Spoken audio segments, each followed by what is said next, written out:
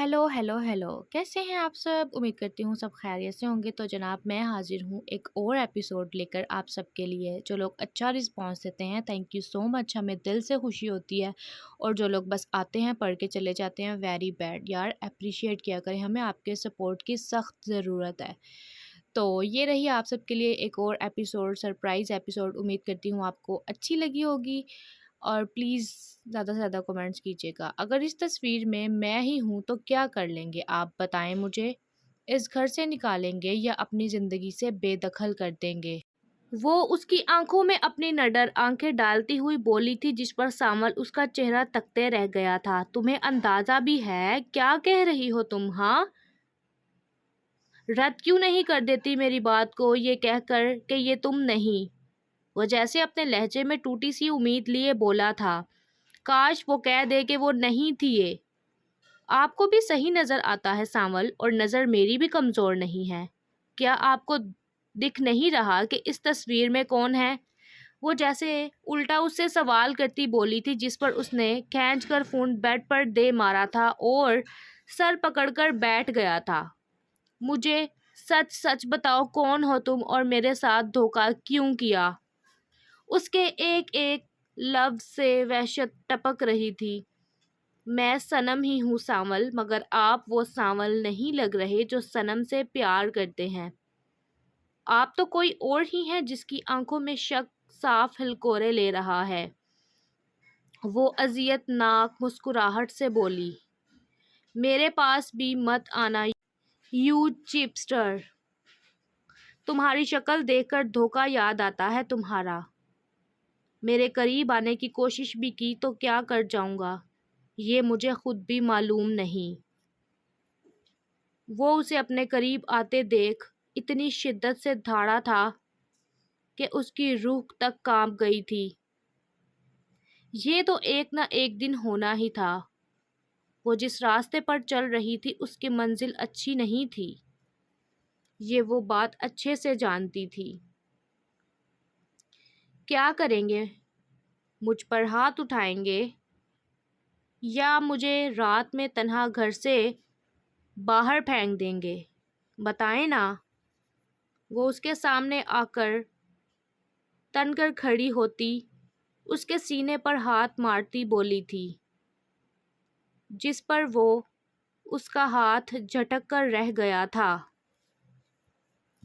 नहीं, मैं ऐसा नहीं कर सकता, क्योंकि मैं बहुत बड़ा बेवकूफ़ हूँ।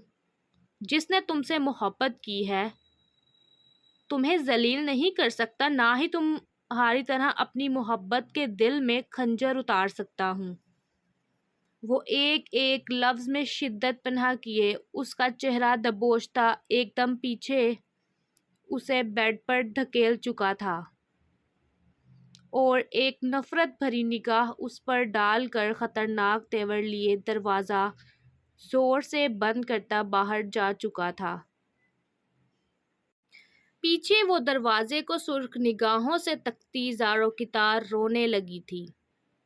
कुछ देर बाद वो उठी, सांवल की हसास फाइल्स में से डॉक्यूमेंट निकाले और अपने पास छुपाकर रख लिए और बेड पर पड़ा उसका फ़ोन थामते उस तस्वीर को गौर से देखा और चेहरे को जूम करके देखा। ये चेहरा उसका ही था।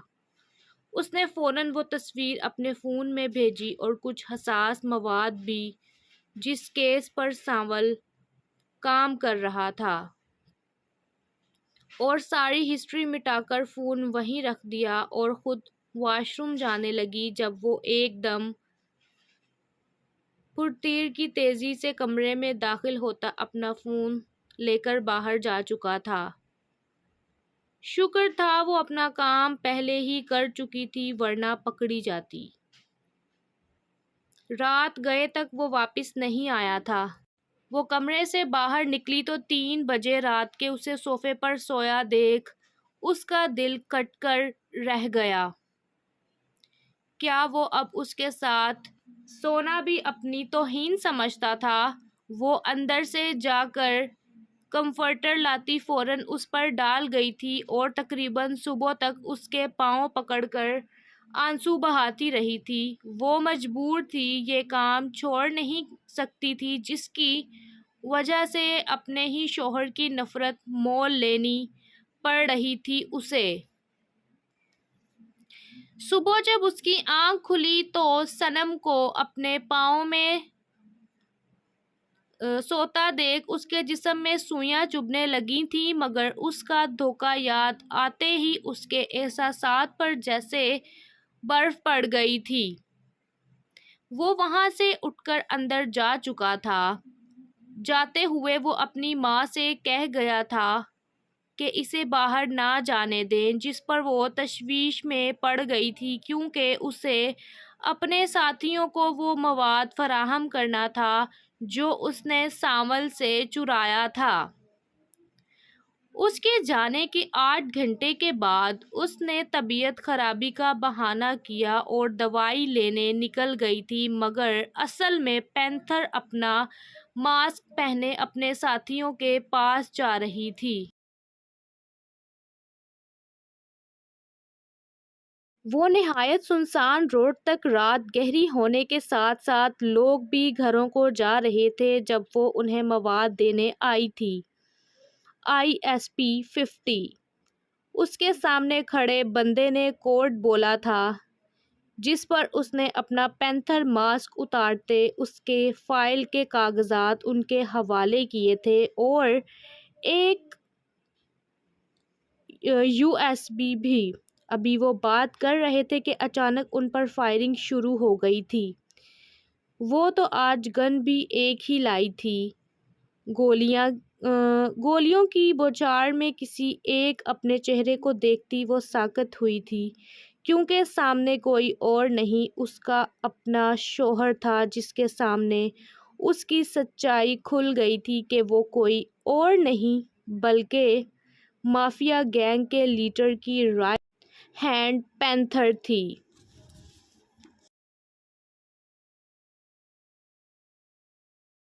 گپ اندھیری رات کے سناٹے کو چیرتے وہ گولیاں ایک ایک کر کے برسا رہا تھا۔ سانول کے چہرے پر وحشت، دکھ اور غصہ، سب کچھ ایک ساتھ تھر تھرا رہا تھا۔ سامنے وہ لڑکی تھی جسے اس نے اپنی روح کی سچائی مانا، اپنی عزت، اپنا فخر سمجھا تھا۔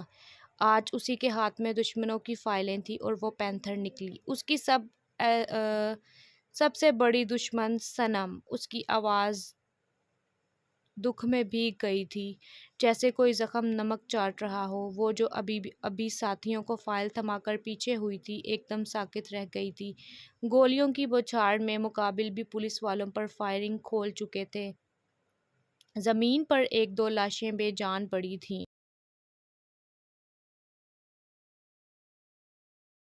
باقی سب مقابلہ کرنے میں مصروف تھے اور صرف وہ دو اب آمنے سامنے تھے، ایک شوہر، ایک بیوی، اور ان کے بیچ میں بکھرا پڑا ایک ناقابل معافی دھوکہ۔ تم؟ سانول کی بندوق کی نالی سیدھی اس کے سینے پر تھی، مگر اس کے ہاتھ کانپ رہے تھے۔ اتنا گہرا وار میں تمہارا دشمن تھا یا وہ جس کو تم مجھ سے چرا کر فائلیں بانٹ رہی تھی؟ سانول، میں۔ صنم کا گلا رند گیا۔ وہ آنکھوں میں نمی لیے گیلے ہونٹوں سے کچھ کہنا چاہ رہی تھی، مگر الفاظ بے وفا نکلے تھے۔ خون میں بھیگے اپنے ہاتھ چھپاؤ گی صنم؟ میرے وطن کا راز بیچنے والی ہو تم، میرے ایمان کی قیمت لگا رہی تھی تم، اور وہ بھی میرے ساتھ رہ کر۔ اس کی کرخت آواز ہوا میں گونجی، ہر لفظ گویا اس کا کلیجہ کاٹ رہا تھا۔ میں مجبور تھی، میں نے تمہیں دھوکہ نہیں دیا، صرف خود کو بچایا۔ وہ یکایک پھٹ پڑی، آنکھوں سے آنسو بہہ نکلے تھے۔ خود کو بچانے کے لیے تم نے وطن بیچا؟ کیا اسی دن کے لیے میرے گھر میں آئی تھی؟ کیا اسی دن کے لیے میرے گھر میں آئی تھی جس دن مجھے، میرے یقین کو، میرے فرض کو روند ہو؟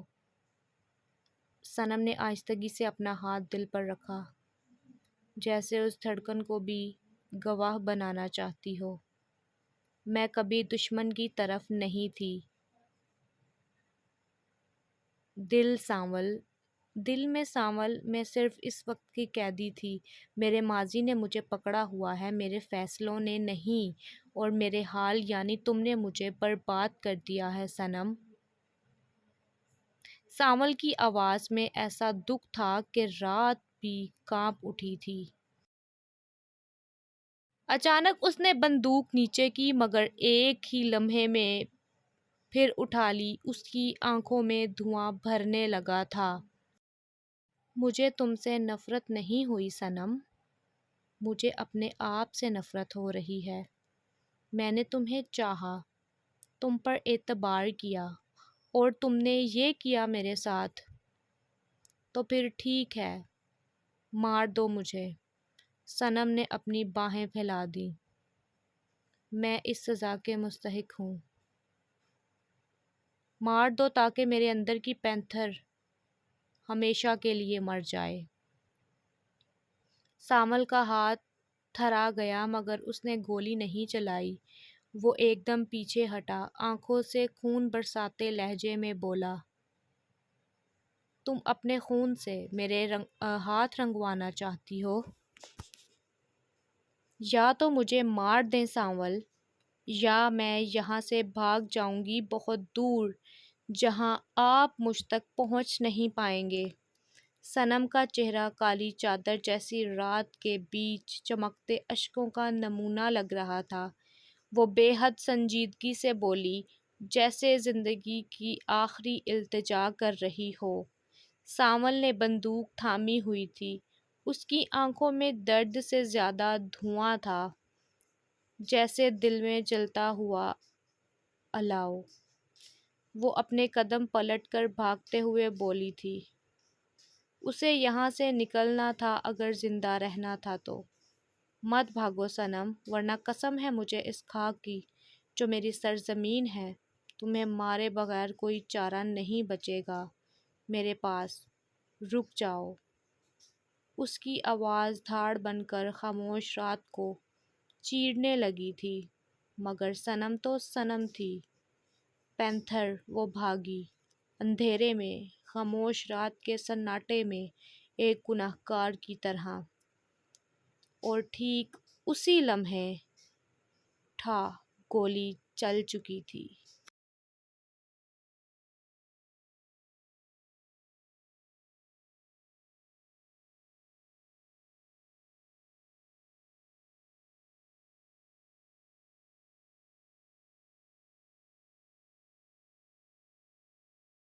جسے صنم کمر میں لگتی گولی نے اسے ایک لمحے میں زمین سے آشنا کر دیا۔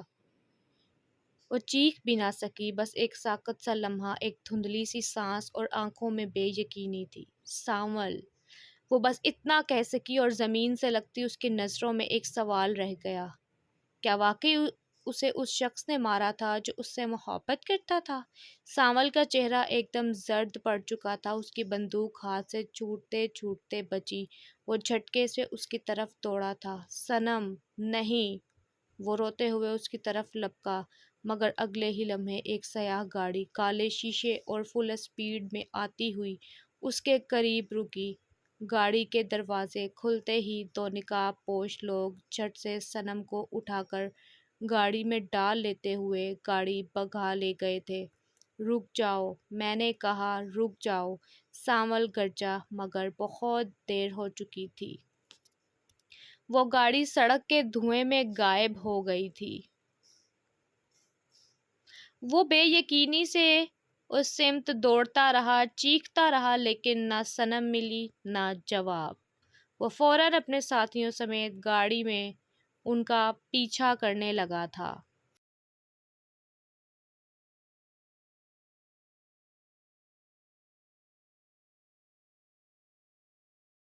گاڑی کی پچھلی سیٹ پر بے ہوشی کی سی کیفیت میں پڑی صنم کو ذرا سی ہوش آنے لگی تھی۔ آنکھیں نیمواں تھیں، آوازیں دھندلی تھیں، لیکن چہرے مانوس سے لگے، شاید سانول نے بچا لیا ہے مجھے، یہ آخری سوچ تھی جو دل میں آئی، مگر اگلے ہی لمحے ایک جھپتی ہوئی آواز نے اس کی رگوں پہ میں زہر گھول دیا تھا۔ تم ہمارے لیے بہت کام کرتی تھی صنم، مگر اب نہیں۔ آنکھیں کھلی تو سامنے وہی آدمی تھا، بلیک کنگ، جو بظاہر اس کا لیڈر تھا، جسے وہ برسوں سے اپنا نجات دھندہ سمجھتی رہی، اب قاتل کا روپ دھار چکا تھا۔ تمہارا چہرہ سب دیکھ چکے ہیں صنم، اب تم صرف ہمارے لیے خطرہ ہو۔ یہ کہتے ہے دو اور گولیاں چلی تھیں، ٹھا ٹھا۔ صنم کا وجود جھٹکا کھا کر تڑپا تھا، ایک گولی ران میں لگی، دوسری سینے کے قریب خون چھینٹے کی طرح اگلے لمحے گاڑی کے فرش پر بکھر چکا تھا۔ پھر ایک زوردار جھٹکے سے گاڑی کا دروازہ کھلا اور صنم کو جھاڑیوں میں پھینک دیا گیا۔ اندھیری رات، خاموشی کی دھار اور صرف درختوں کی کھڑکھڑاہٹ تھی۔ وہ تنہا پڑی تھی، زخمی ٹوٹتی سانسوں کے ساتھ، کوئی نہیں تھا وہاں اسے بچانے کو۔ سانول، نیم بے ہوشی میں بس اس کا نام لبوں پر تھا، مگر جیسے ہی دور سے کار کے ٹائروں کی آواز آئی وہ فوراً ہوش میں آئی۔ سانول کی گاڑی۔ ایڑی چوٹی کا زور لگا کر وہ خود کو گھسیٹنے لگی اور جھاڑیوں میں چھپنے لگی۔ سانسیں بھاری ہو رہی تھیں، ہاتھوں کی ہتھیلیاں رگڑ کر چھیل چکی تھیں، مگر وہ پیچھے نہیں ہٹی۔ سڑک کے قریب پہنچتے ہی اس نے اپنے آپ کو آخری قوت سے کھینچا اور جھاڑیوں کی اوٹ میں چھپ گئی۔ سانول کی گاڑی تیزی سے گزری تھی، جسے نم آنکھوں سے دیکھا تھا اس نے۔ وہ بہت قریب تھا، مگر پھر بھی اتنا دور کہ صنم کی کراہیں نہ سن سکا۔ وہ ہار چکی تھی، مگر ابھی زندگی کی ڈور باقی تھی۔ اس کی آنکھوں میں اب خوف نہیں، صرف انتقام تھا۔ بلیک کنگ، تم نے مجھے مارنے کی کوشش کی، مجھے استعمال کیا، دھوکہ دیا۔ اگر میں زندہ بچ گئی تو تمہاری بادشاہت راکھ بنا کر رکھ دوں گی، یہ وعدہ ہے میرا۔ اور پھر کوشش کرتے سڑک کے بیچ میں جا گری، خون مسلسل بہہ رہا تھا، سانسیں مدھم ہو رہی تھیں اور آنکھوں کے آگے اندھیرا چھا گیا تھا۔ زہرا جو پیدل واپس جا رہی تھی، بیچ سڑک میں ایک زخمی لڑکی کو پڑے دیکھ وہ بھاگ کر اس کے قریب آئی اور اسے پکارنے لگی، مگر جواب نہ دیا۔ جیسے ہی اس نے اسے زور لگا کر اپنی طرف پلٹا، اس کا پلٹنا عذاب ہو گیا تھا، کیونکہ وہ کوئی عام لڑکی نہ تھی۔ اس کے سامنے اس کی ہی چہرے کی اور لڑکی تھی، جسے دیکھ لمحہ لگا تھا اسے سوچنے میں، اور اگلے ہی پل اس کے منہ سے الفاظ تھرائے تھے۔